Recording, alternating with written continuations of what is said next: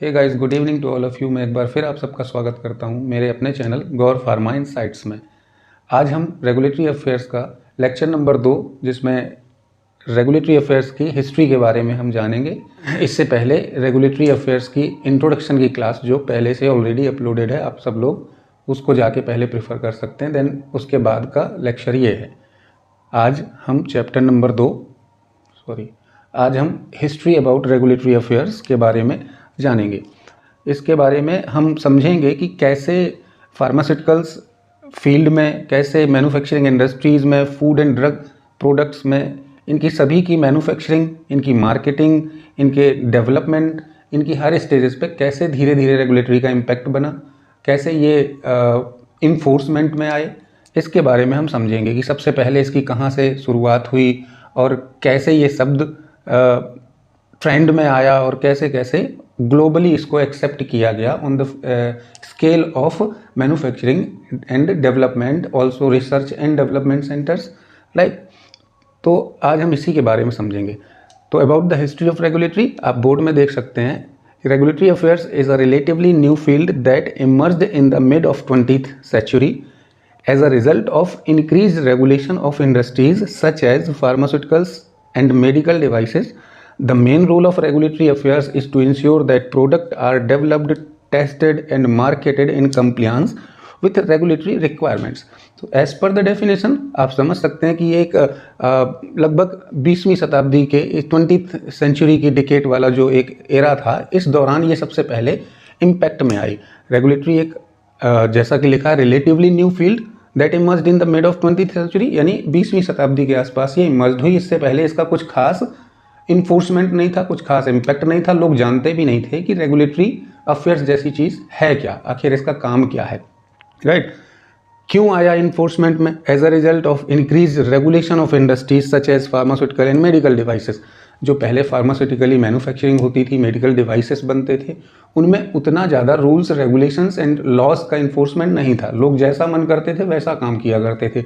अब इसके चक्कर में इम्पैक्ट पड़ता था, जो अफेक्टेड होता था वो होता था प्रोडक्ट, राइट। उसकी सेफ्टी, उसकी एफिकेसी, उसकी प्योरिटी पे इम्पैक्ट पड़ता था।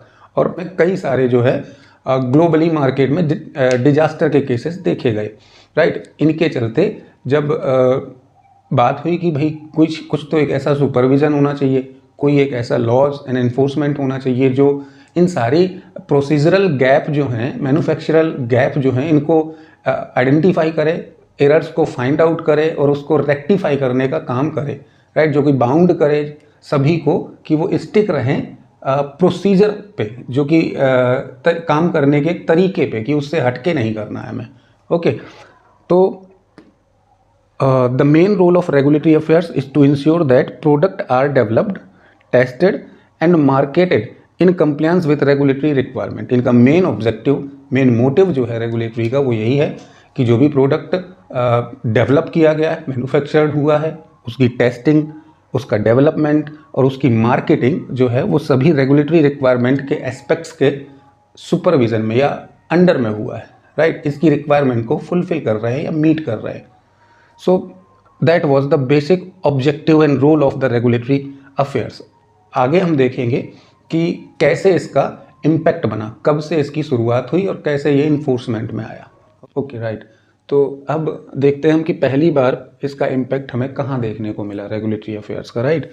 बोर्ड पे लिखे हुए पॉइंट्स के जरिए हम समझने की कोशिश करेंगे। The first major piece of legislation that influenced regulatory affairs was the food drug and cosmetic act 1938 in the United States, which established the regulatory framework for the safety and efficacy of drug and medical devices.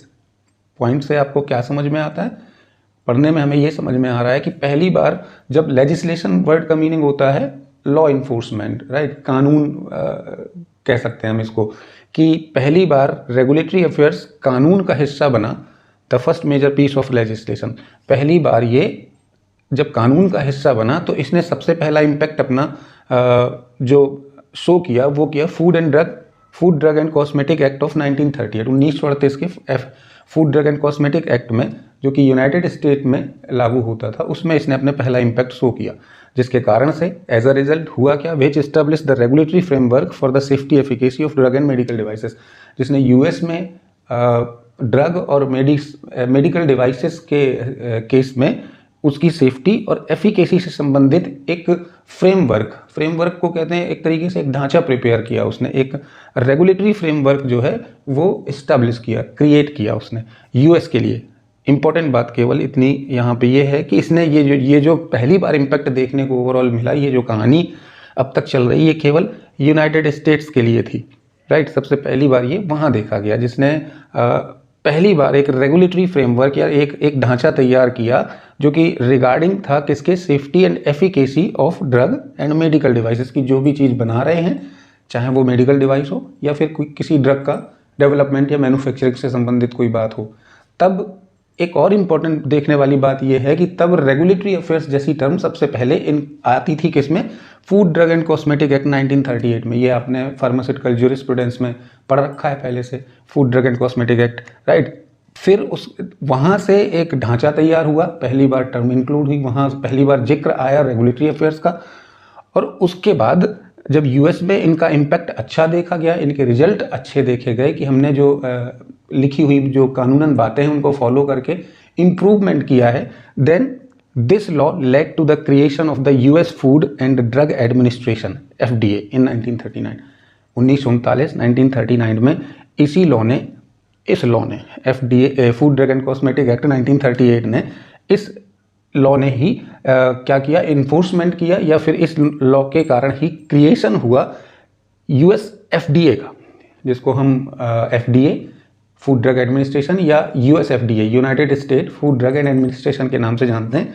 इसका establishment या इसका creation 1939 में हुआ in the reference of food drug and cosmetic act, right, which is responsible for enforcing regulatory requirements for drug, medical devices and the other product in the US, जिसने completely पूरा का पूरा chapter वहाँ से उठा के और एक कंबाइंड या कंपाइल बंडल कह लो गाइडलाइंस का जिसने क्रिएट किया और उसको इन्फोर्समेंट में लेके आए, जिनको यूएस में इम्प्लीफाई किया गया, अप्लाई किया गया in the cases of drug, medical devices and other products में, फूड एंड डेयरी प्रोडक्ट्स में भी ये इम्प्लीफाई हुआ, राइट। अब यहाँ से हमें दो बातें पता चली।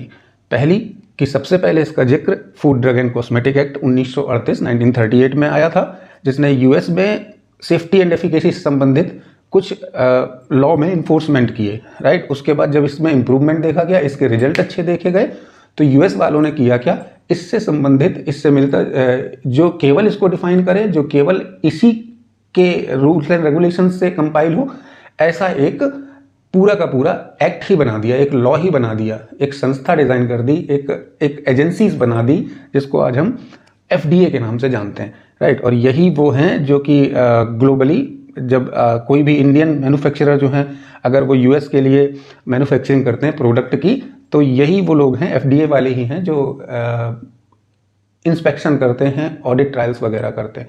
सबसे पहले ये फैसिलिटीज़ और सारी मैन्युफैक्चरिंग रिक्वायरमेंट्स और buildings, material, equipment, machineries, process, methods etcetera सारी चीज़ों का रिव्यू करते हैं, जिसको हम आप अपनी भाषा में ऑडिट के नाम से जानते हैं, राइट। उसके बाद ये अप्रूवल देते हैं, then we could manufacture the pharmaceutical products for them, right. तो ये कुछ और भी पॉइंट्स हिस्ट्री से जुड़े हुए, आगे धीरे धीरे हम बढ़ते हैं। 1938 में क्या हुआ, 1939 में क्या हुआ, ये दो बातें हमने समझी। अब इसके आगे और भी हम देखते हैं कि और जब यूएस की बात हो गई, केवल यूएस में इनका इम्प्लीफाई है, इनको एप्लीकेबल कर दिया गया, रूल्स एंड रेगुलेशंस में लॉ के तरीके से एक कानून पारित कर दिया गया और लोग बाउंड हो गए इसको फॉलो करने के लिए। अब इसके रिजल्ट क्या आए और जिसके बेसिस पे आगे इसका फ्रेमवर्क या इसका कहते हैं इम्पैक्ट ग्लोबली क्या पड़ा पूरी दुनिया में, आगे हम वो भी देखते हैं, समझते हैं। ओके, आगे बढ़ते हैं नेक्स्ट पॉइंट की ओर। इन 1960 एंड 1970, इस डिकेड में 1960 से 70 के दशक में रेगुलेटरी अफेयर का क्या क्या इम्पैक्ट हुआ। अब तक हमने इससे पहले के पॉइंट्स में क्या देखा, 1938 में food drug and cosmetic act को उसने पारित करवाया, यानी उसमें एज अ लॉ इंक्लूड हुआ, वो सबसे पहले उसको इम्पैक्ट किया रेगुलेटरी अफेयर्स ने। जिसके चलते 1939 में यूएस एफडीए की स्थापना हुई, उसका इस्टेब्लिशमेंट हुआ, राइट। देन यूएस के लिए वो कंप्लीटली एप्लीकेबल हो गया in the case of product manufacturing development and some other dairy products, food products, इन सभी में वो एप्लीकेबल हो गया। Now decade of 1960 to 1970 we can see that increased concern about the safety of pharmaceuticals led to the passage of additional legislation. Safety of the pharmaceuticals मतलब pharmaceuticals में product की manufacturing से संबंधित 1960 से 70 के दशक के बीच ग्लोबली, अब बात वर्ल्ड वाइड हो रही है, तो इस मेडिसिनल प्रोडक्ट्स के सेफ्टी, क्वालिटी, प्योरिटी, एफिकेसी ऐसे पैरामीटर्स से संबंधित बातों के लिए कंसर्न दिन पे दिन बढ़ते चले जा रहे थे, राइट। जैसा कि कई बार मैंने बताया भी कि इसकी ज़रूरत ही हमें पड़ी तब जब मेडिसिनल प्रोडक्ट में, मेडिकल डिवाइसेस में कई सारे डिजास्टर के केसेस देखे गए वर्ल्ड वाइड, राइट। तब इस डिकेड में सबसे ज़्यादा कंसर्न देखे गए about the safety of pharmaceuticals, जिसने लेड किया, जिसने आगे बढ़ाया और एडिशनल लेजिस्लेशन, कुछ अतिरिक्त, कुछ एडिशनल कानून के लिए पैसेज को ओपन किया, राइट। कानून और भी बनाने के लिए इन्फोर्स किया, इंक्लूडिंग द कैफावर-हैरिस अमेंडमेंट ऑफ 1962। कुछ के नाम मैंने यहाँ पे शो किए हैं। 1962 में यूएस में ही एक कैफावर-हैरिस करके एक अमेंडमेंट हुआ था, उसी एफडीए के लॉ में, जो यूएस एफडीए की अभी से हमने इससे पहले चर्चा की, उसमें इन दोनों व्यक्तियों ने मिला जुला एक कुछ अमेंडमेंट, या कह सकते हैं कि कुछ सुधार किए, जिसको कैफावर-हैरिस अमेंडमेंट ऑफ 1962 के नाम से एडिशनली ऐड किया गया in the US, and the medicine act of 1968 in the UK. Britain के लिए, यूनाइटेड किंगडम के लिए 1968 में मेडिसिन एक्ट का इस्टेब्लिशमेंट हुआ, just because of the impact and effect of the regulatory affairs, right.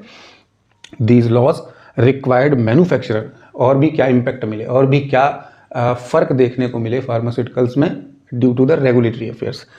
इन्हीं लॉ ने, इन्हीं लॉ से मतलब ड्रग एंड कॉस्मेटिक एक्ट है, एफडीए है, हो गया, राइट, कैफावर-हैरिस अमेंडमेंट हो गया, मेडिसिन एक्ट बन गया, इन सारे लेजिस्लेशंस, लॉज के चलते क्या हुआ, इन्हीं ने फिर रेगुलेटरी रिक्वायरमेंट ने ही, या रेगुलेटरी अफेयर्स ने ही फिर मैन्युफैक्चरर्स जितने हुआ करते थे, जो प्रोडक्ट की मैन्युफैक्चरिंग करते थे वर्ल्ड वाइड, उनको क्या किया, इन्फोर्स किया, या उनको एज अ रिक्वायरमेंट बता के उनको बाउंड किया इस चीज़ के लिए कि आप क्लिनिकल ट्रायल्स जो हैं प्रोडक्ट के, आप मार्केटिंग से पहले, उसको मार्केटिंग अप्रूवल मिले इससे पहले आप अपने प्रोडक्ट जो आप मैन्युफैक्चर कर रहे हैं उसके क्लिनिकल ट्रायल्स रन करवाएं।